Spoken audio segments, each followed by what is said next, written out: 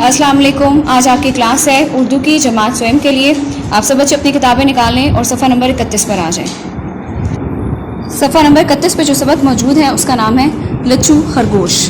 ये कहानी है खरगोश के बारे में कि उसने अपनी वालदा की बात नहीं मानी और क्या नुकसान उठाया। बच्चों, बड़ों की जो बातें होती हैं वो हमारे लिए सबक होती हैं या वो हमारे लिए ही। बच्चों, बड़ों की बातें हमें माननी चाहिए क्योंकि वो हमारे भले के लिए होती हैं।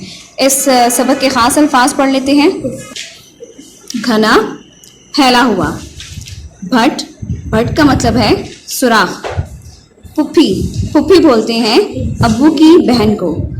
अब्बू की बहन से आपका क्या रिश्ता है? वो आपकी पुप्पी है। जी ललचाना, दिल करना। बहुत ज़्यादा किसी चीज़ के लिए दिल करे उसे बोलते हैं जी ललचाना। टीला, पहाड़ की चोटी को बोलते हैं या छोटे छोटे पहाड़ों को बोलते हैं।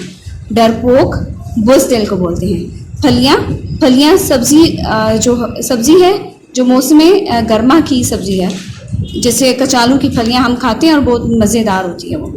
मायूस, नाउम्मीद होना। फुरतरी, तेज़ी से। शरबू, गीला हो जाना। अब हम सबक की पढ़ाई शुरू करते हैं। एक जंगल में घने दरख्त के नीचे खरगोशों का एक ख़ानदान रहता था। इनमें एक बड़ा सा बट था। बट मतलब सुराख, जिसमें मामा खरगोश अपने 4 बच्चों के साथ आराम से रहती थी। माँ इन्हें प्यार से अच्छू, बच्चू, सच्चू और लच्चू कहकर पुकारती थी। वो बच्चों के लिए रोज़ बाज़ार से गाजरें और ताज़ा फल लाया करती थी। बच्चों, खरगोशों को गाजरें और फल बहुत पसंद है। ये गाजर है। उसने इन्हें बताया था कि अगर भूख लगे तो घर के आसपास उगी हुई घास और पौधे खा लिया करें, लेकिन किसानों के खेतों की तरफ हरगिज़ ना जाएं।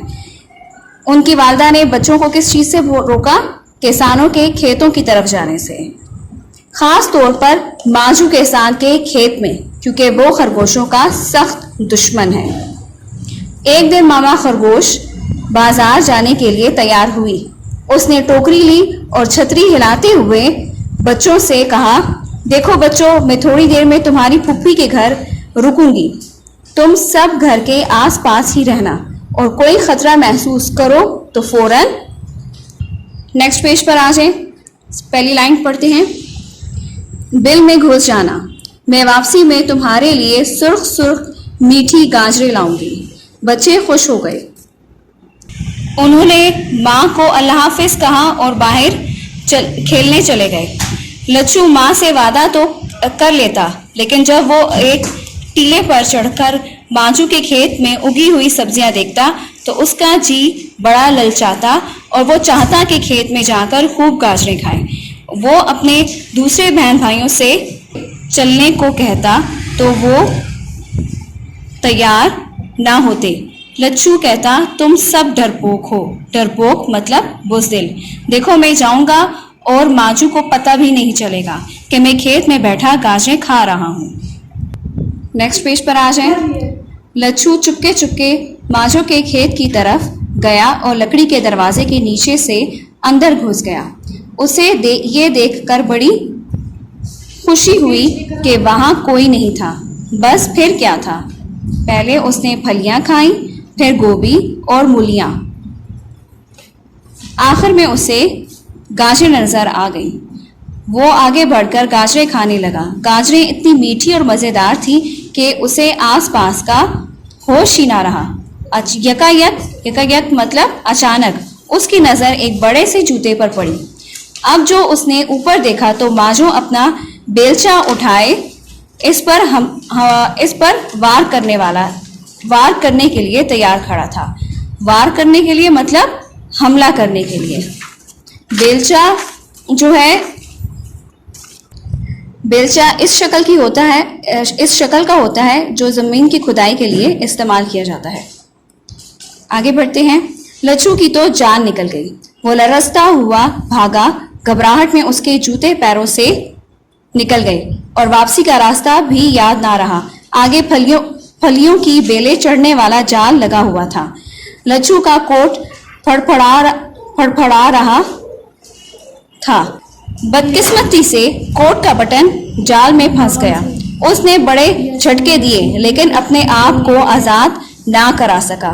माजो एक टोकरी लिए इसके नजदीक आता जा रहा था। वो इसे टोकरी से ढक कर पकड़ना चाहता था।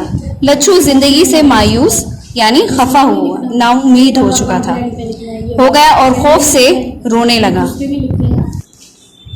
इत्तेफाक से फलियों की बेल पर बैठी कुछ चिड़ियों ने लच्छू की सिसकियां सुन ली। सिसकियां मतलब धीमे आवाज में रोना। अच्छा, वो फौरन सारी बातें समझ गईं। उन्होंने चीख कर कहा, कोट उतार फेंको और दाईं तरफ भागो, जल्दी करो। लच्छू को कुछ हौसला हुआ। उसने तेजी से खींचकर कोट उतारा और दाईं तरफ भाग पड़ा। उसने अपने पीछे धप से माजो की टोकरी पर अपने कोट के गिरने की आवाज सुनी, लेकिन मुड़कर नहीं देखा। वो भागता चला गया। आखिर उसे खेत से बाहर निकलने वाला दरवाजा नजर आ गया और वो फुर्तरी से बाहर निकल गया।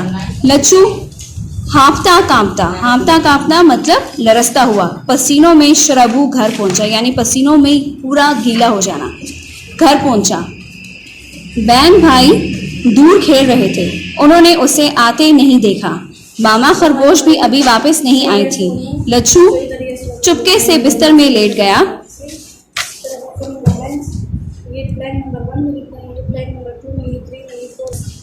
उसका जोर दुख रहा था और बदन कांप रहा था। इतने में मामा आ गई। उसने लच्छू को लेटा देखा तो बड़ी परेशान हुई। माथे पर हाथ रखा तो पता चला कि उसे तो तेज बुखार है। लच्छू कई दिन तक बीमार रहा। उसे सिर्फ कड़वी दवाओं और सब्जियों की यखनी पर गुजारा करना पड़ा। वो बाहर जाकर खेलने को भी तरसता रहा, जबकि उसके बहन भाई रोज ताज़ा सब्जियां फल खाते और बाहर जाकर खूब खेलते। अब लच्छू ने अच्छी तरह समझ लिया कि बड़ों की बात ना मानने से किस कदर नुकसान होता है।